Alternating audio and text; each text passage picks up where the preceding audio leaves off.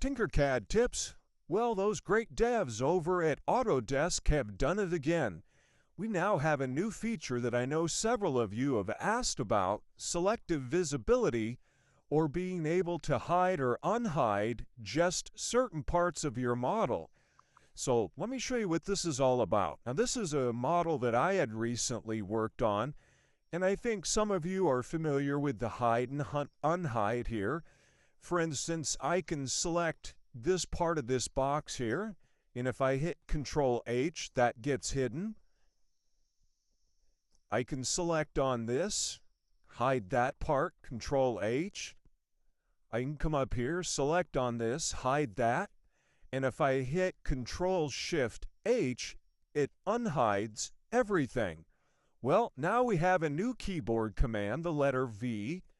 Let me show you how this works here. I'm going to go ahead and select everything here, Control A.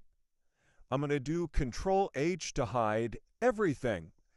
Now up here, up above the workspace here, we have Show All. So if I click on that, everything comes back. That feature has always been there. If I hide all these again, Control Shift H, Control A, Control H, everything is hidden.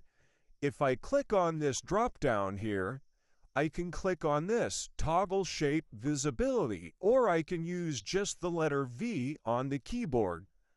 When I click this, I now get this kind of bluish view here, and I can zoom in, change my point of view just like you normally could, and anything I click on, I can selectively toggle to visibility or invisible again, hide and unhide.